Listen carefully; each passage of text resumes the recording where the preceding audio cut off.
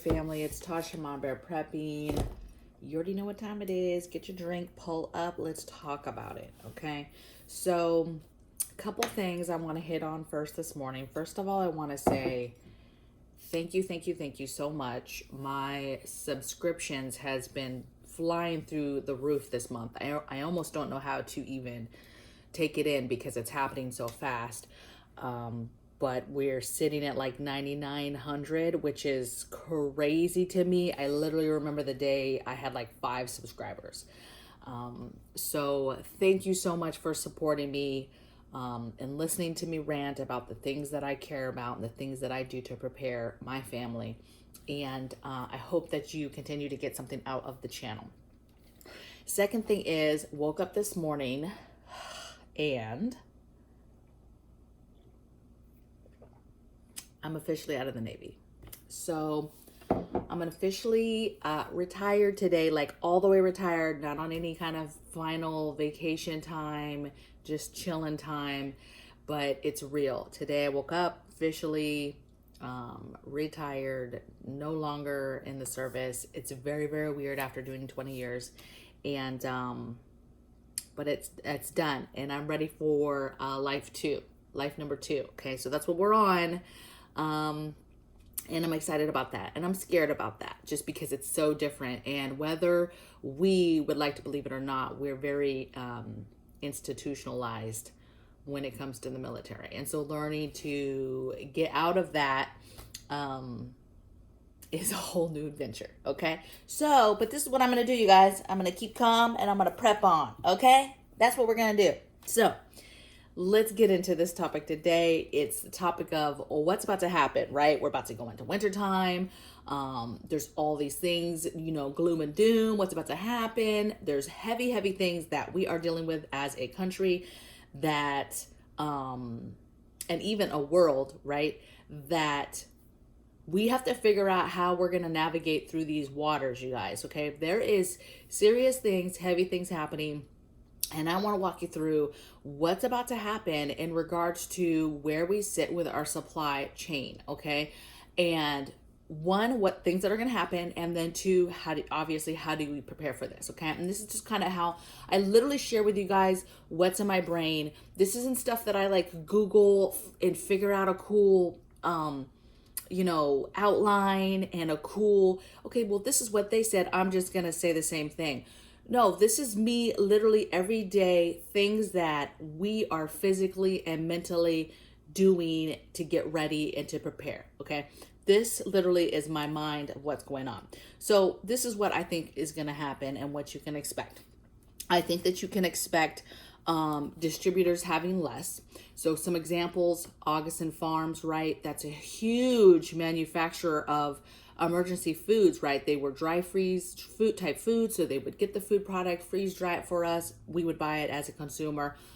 Loved Augustin Farms. And for them to shut down, that was huge, right?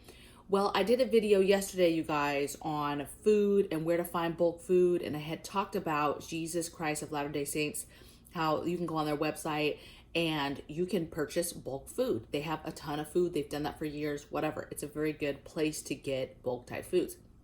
Same idea, freeze-dried, dehydrated type foods in number 10 cans, oxygen absorbers, bags of food, just all types of stuff, right? Well, a subscriber yesterday, I won't mention the name because I did not discuss about mentioning this, but mentioned that they are within the church and they had had some discussions about how the church was having a problem getting beans, okay? So getting dry beans that they were putting in number 10 cans with oxygen absorbers, selling those number 10 cans. They are having a shortage of beans, or a shortage as not really a company, but to get those beans to then sell it to us, the consumer, right? And that they're having such a hard time that right now they are saying, or that person had heard that what they have is what they have, okay? And right now they do not have the backup that is needed for them to continue to do stuff. So will something come out officially? I don't know. It's a church. It's a little different. I'm telling you what, though, it was surprising, but it wasn't surprising. Okay. So I think that you should understand that other distribution type places. There's smaller places too, you guys, that are mom and pops. We don't all get our food distributed from these huge multi-million, billion, trillion companies. Sometimes it's much smaller places, okay? So you just got to think that if these places are seeing problems, that's telling you that there's concerns, that there is no food. The food that is normally there is not there, okay? I think that you're going to continue to see food shortages. Yes, I get it. There's food on the shelves, but I'm telling you right now, I honest to God think that it's literally going to be, when do we have food? And even the preppers and the people that are paying attention and looking, and like literally there's channels that are in the stores every single day giving us a play-by-play of what they're seeing and that type of thing. We are seeing shortages, and that is going to listen, there is thousands of ships waiting in the sea. Food is going bad. Things are going bad. It's gonna happen. I do not understand how you cannot understand that this is coming down the road. This is the scary part though. I am a firm believer that I do not believe that it's going to continue to be a slow grind like it is now. Right now we are blessed because it is a slow grind, and the stores are doing everything in their powers to look normal and feel normal and keep the panic down and all that stuff. And God bless them, right? I can only imagine being a store owner or the person that orders food for the store or whatever, okay? But I'm telling you right now, I think when it hits, it's gonna be quick. All of a sudden, it's gonna be too much of gaps where too many people notice that, oh my goodness, and then panic buying is going to start. And when the panic buying starts, you guys, that is not days of an evolution, okay? That's hours of an evolution where the food is gone, okay? I would say days for all the little places that you can get food that are not your normal food, right? Your CVS's, your feed stores, your farmers markets, all that stuff. Yes, I think that it would take a couple days for everybody to kind of get like, oh man, where can I get this stuff, and really clean out stuff. But your normal grocery stores that everybody knows you can go to get groceries, that's done. That's done within hours, okay? And I don't know if you've ever walked into a store like that, but that's a scary feeling. Even when you have food put back, that is a moment where, if that doesn't scare you, I don't know what's going to scare you. Okay. So food shortages come in, panic buying. I think what is left will inflate. But like I said, I think once that food's gone, it's gone. I think that once that initial panic buying happens, there's still food coming, but it's so behind now at that point. To get that on the shelves is going to be crazy. And so you're going to have months and months of that stuff trickling in, but people continuing to panic buy, because there's always going to be people that did not get in on the initial panic buying that are going to continue to need food, okay? And so for months, you're going to see that where it trickles in, but people are getting it. And who knows what happens when we get to a point where it's barely trickling in. Are we on a ration card at this point? What is the country doing to address that there's no food in the stores, and keeping down the panic and chaos, because it's bad, right? If there's no food on shelves anywhere, that's bad, okay? So anything that is left that actually makes its way to a shelf after that is going to inflate. Hands down, inflate. Anything that's not food that anybody feels like is a emergency preparedness, a way to survive, anything that they think for storms and survival naturally, because your instincts come in. If there's no food, your instincts are going to kick into survival. And now all those things are going to be panic bought and or inflated, okay? So I think what's left is going to inflate through the roof, okay? If anything is left. I think you're going to see food insecurities like crazy, right? I think you're going to see families that normally have never had a problem putting food on the table, families who have never seen food insecurities, have never had problems getting food, securing food, buying food, right? They might not even have food in their house, but they've never had a problem getting food, right? They have plenty of money. But baby, you could have plenty of money, and where do you get food if it's not there? Okay, so I think you're going to see, it's just like last year when the pandemic started and there was panic buying. You had people here in California driving Mercedes and super nice cars in food lines, getting food, getting boxes of food, okay? So you're going to see more of that. You're going to see families who are making money and maybe have a job, maybe doing stuff, but if they haven't prepared, they are like everybody else. They're not going to have food, okay? And so I think food insecurities is going to be a problem, but you're going to see it in people or families that you would never really have thought would need help, okay, are going to need it, okay? So food insecurities, I think starvation is going to come. So I think, you know, as we move forward and you have all these things happening and you have families struggling, but there's so many people out there that are alone and already on the brink of barely making it. And then if you throw something like this into it, it's just almost too much. And they just kind of lay down and die, and they're gonna starve because literally they can't get food. They're not a criminal, right? So they're not gonna be the type going out and stealing from somebody. You know, they're maybe they don't know who to ask for help. Maybe there is no help. They ask for help, but that food is exhausted. Like, there's people that are literally not gonna starve to death, okay? You already have people that are on the brink. You already have families where children are not eating every day. So now you take that family, that same family who right now is barely eating, and then you throw this into it, starvation and death, okay? So I think that's gonna happen. I think you're gonna see more food lines. But I think I think food banks and stuff are going to have to make decisions on what's better. Is it better to give the same amount of food, of box food to each family that comes through now? Or are they going to cut back and say, okay, we're going to have these boxes now so that we can have enough food for more families. And think about this, eventually that food goes away, okay? I think that the closer we get to no food, you're going to see more of these food banks pop up. But that only lasts for as long as that food. As soon as the panic buying stops and all that stuff, there's no more food banks because there's people are hanging on to the food. So there's no more people are donating food, and those banks can't buy food because they're just like everybody else, a consumer, and they're not going to be able to get food. Food is going to be so important that like food bank that can maybe get stuff that's about to expire or maybe closer to expiration and a store wants to get rid of it and maybe they got it as a donation. That stuff's not going to be happening because, as you know already, we're already buying fruit and stuff that is spoiling within 24 hours. Okay. So the days of like, hey, we don't want this, and giving it to somebody to give to people, that's not going to happen because we're already in the stage where the store's holding on to that stuff and they're literally putting it out and selling it to us, and we're buying it even though it's going bad within 24 hours. Okay. I think also you're going to see more soup kitchens. Soup kitchens are easier because, you know, it's a one meal. It's very quick. If you're a cook or a chef or anything, you kind of know putting together a one pot stew or soup in big pots is super easy. Okay. Anybody can do that, right? Well, maybe not anybody, you know what I mean, right? Super easy to have big pots and make big pots of soup or stew.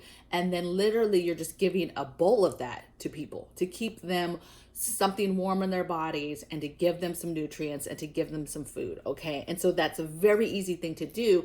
And so I think that you will see that. You will see communities come together and try to set up different types of soup kitchens where you'll have lines of people to get their bowl of whatever, a bowl of rice, a bowl of soup, because it's cheaper and it's a little bit easier. And so even when times are tough, you're still going to have people wanting to help people, you guys. That's human nature. So you're still going to have, even in this chaos, you're going to have people who want to stand up and still continue to help those that they can, okay? And God bless them for those people that are going to still be able to do that. But soup kitchens, I think you're going to literally see those more than you're going to see like a food bank with big boxes of food. You know, I think it's going to be more, hey, you can bring your family and you can all have a bowl of some stew to get something in your system, okay? So I think that's what we're going to see. And of course, I think the last things, we're going to see a lot of crime and chaos, and that's just natural because, and I think they're trying really hard to not panic, even though they are finally talking about food shortages and stuff on, you know, the main media, if you will. I think that it's still not being broadcasted the way that it probably should be, and that some of that makes sense to me because you don't want to panic people. You don't want to have panic buying ensue. We don't want that. Nobody wants panic buying to start, okay? at all. And so these videos I do are not to scare people to go make you fearful that you have to go panic buy. It's to make you start thinking about, you have to take care of yourself and you have to get ahead of these things, and you have to start prepping and preparing on how you would make it through different situations happening that are right on the horizon. Okay, now let's get into what you can do. Okay, so I have 5 points here. Number one is I want you to think cheap. I want you to think cheap foods, cheap, canned food, shelf stable food, but cheap stuff, right? Cheap meats, cheap, rice and beans and meats and vegetables. And just think about, this is going to be horrible, you guys, but this is my background. So I grew up on Section 8. So I feel like it's okay for me to talk loosely about this, okay? And I apologize right now if I hurt anybody's feelings. But when you grow up on like Section 8 or any kind of assistance like that, you learn to, and I learned this as a child, that we ate cheap, okay? We had lots of macaroni and cheese. We had lots of sandwich stuff and a lot of top ramen, and we had a lot of cheaper things. We had our, government cheese, we had our powdered milk. We had our staples, right? And then my mom, she cooked every single night, but it was very simple meals, right? But it was simple, complete meals. There was always a piece of meat, always some potatoes or pasta, always a vegetable, okay? And every single time it was like that, no fail. And it wasn't these fancy go on Pinterest meals, right? It wasn't this fancy bougie chicken. It was some chicken breast, it was seasoned chicken breast. Here you go. So you live, right? And I say that, and we joke all the time that if we got to a point where either we didn't have money, had no money coming in, maybe the economy collapses, we don't have our retirement checks, we were starting to run out of food, like how do we live? And I joke all the time, like I'll go back to Section 8 days. I'll go back to those days where I remember what it felt like to eat food that was cheaper, okay? You could go to the store and take, $100, and my mom could stretch that $100 and buy all types of cheap stuff because she didn't go out and get all this bougie stuff. So I remember how that felt, and I know that I easily can go back to that and snap right into that cheaper type of foods and cheaper type of living, okay? And that's just what it is. And I hope I didn't offend anybody, but that's my background. That's where I come from. And that's why, people like, oh, top ramen has so much sodium in it. Yeah, I get it. It does, right? I mean, you look at the package and be like, that's going to kill me. But baby, it's cheap. It's cheap noodles. And you don't have to put the whole packet of seasoning in there, okay? And you could add other stuff to it like meats and vegetables to it, okay? So don't knock what I'm saying is those cheaper foods, all right? So that's enough on cheaper foods. I probably was on that for like 2-3 minutes. But next thing is think bulk. Just did a video yesterday on where to get bulk stuff. But just think about bulk and sales, right? You're out shopping. You think about big bulk foods that will last you a long time. And buying bulk now saves you on time, because we don't know how much time we have. So the bigger bulk items that you're buying that will take your family further, that way, if we come to the day all of a sudden there's panic buying, you're not panicking so much because you've been buying some stuff in bulk so that you have some staples that you've got quite a bit of, okay? Okay, next thing I have is think Great Depression. So there's this little old lady that has a channel. I'm going to find it because I love her. I can't remember her name right now.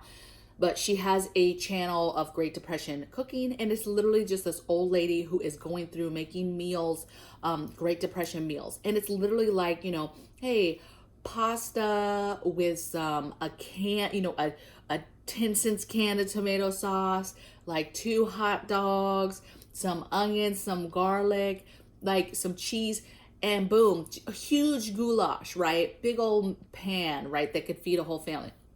So she just does all these really cheap, I call Great Depression meals. Her channel is, it might be Great Depression meals. I don't know. I'm going to find it, you guys. I'm going to link it. Okay. She's awesome. I think she's actually passed away, if I'm not mistaken, and her family still runs the channel. Okay. Because it's great information that people need to know. Okay. they're doing they're doing us a great service by continuing to have that information available for us to see and get. Okay.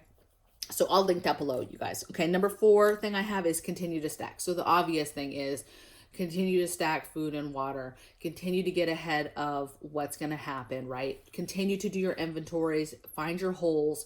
Again, I literally have been doing this for decades, and I literally find holes every single day. You have to continually get in drawers, get in cupboards, get in things where you put and stash preps, and be organizing and try to put things together. And the thing is I like to have different things in different locations in case something happens to a part of the house. And so I'm not totally devastated when it comes to preps. But by doing that, it's very hard. You've really got to see, where do I have stuff? Hubby will ask me for something and I'll be like, yeah, I got that. Okay. Now I got to find it. Okay. So sometimes that's a problem because I'm trying to find stuff. And it's really a problem here because stuff can only be so organized here because we're in an apartment still. Okay. If we were going to live in this apartment forever, I probably would totally revamp how I store things. Okay.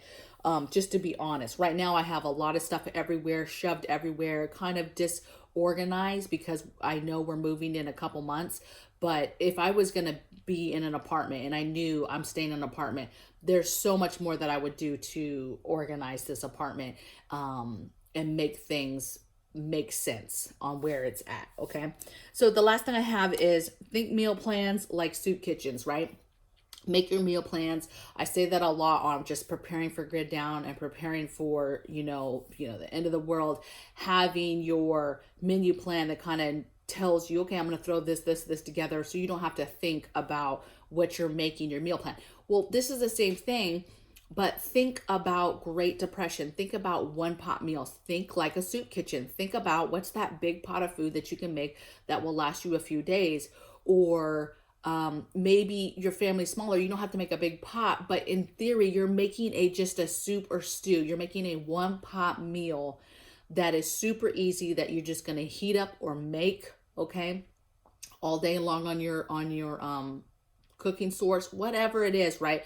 But think soup, think stews, think one pot meals for feeding your family, okay? And that will, one, make your food last, stretch. It's cheaper, okay? So if you start thinking about those meals now and how you make those little stews and soups, that's cheaper because now you can go out and get those. After you've made the plan, you can go out and shop and get the bulk items you need, right? If you know your family loves rice and they'll literally eat almost anything over some rice, okay, you should be buying rice bulk, because you know that's a staple for your family. And then you're making rice. And then okay, what's the one simple thing we're going to add to that rice, okay, to make it either a soup or stew, or we're just heating up a soup or stew that we plan to pour over the rice, right? Just a simple soup or stew, okay? So if you think like Great Depression times and you think about Section 8 times and you think about the times that you maybe didn't have very much money and you were eating bologna sandwiches, like think about those times and make menu plans while you still freely can make a menu plan. You can freely go get those things in bulk at the store now, and you don't have to worry about having to, well, I didn't get that one thing and now I'm trying to mess around and make something else, okay? Get those things. Can the foods that will go good in a soup or stew, okay? Can chicken, canned beef that you could just put in a pot, heat up, add a can of vegetables or 2 cans of vegetables, and then you can add some pasta or some potatoes or some beans or some pasta and just pour that over that. Just think cheap. Okay. I did a video. I'll try to link it below in the cards up above too. And I think it was just cheap foods, a list of cheap foods to buy, at the store for this type of situation, you guys. And I get it. If you're the type that's like, oh, it's too much sodium, I don't want to do it. That's fine. But I'm going to link the video for those of you that are trying to survive. and are wanting to maybe add some cheap preps. Every day people hit me up, I don't have the money for all this stuff. Well, then go watch that video, because it goes through some cheaper foods that you can buy easily to stack up. Okay, so I hope you guys enjoyed this video. Let me know in the comments below what you guys think about, what do you think is about to happen next, right? What are you and your family preparing for? What is about to happen in the next 2 to 3 months, in your opinion? And then what are you doing to prepare for it? What are you doing to get ready for it? What are you getting ready? What are you doing to get ready for the day that there's no food and it's literally gone in the store? What's your next play? What's your move the day that the panic buying starts, and then the stores are cleaned out, and then the news is talking about all the stores are cleaned out? Like, literally, what are you and your family doing? What's your next move? And go. You guys have a blessed day. Bye.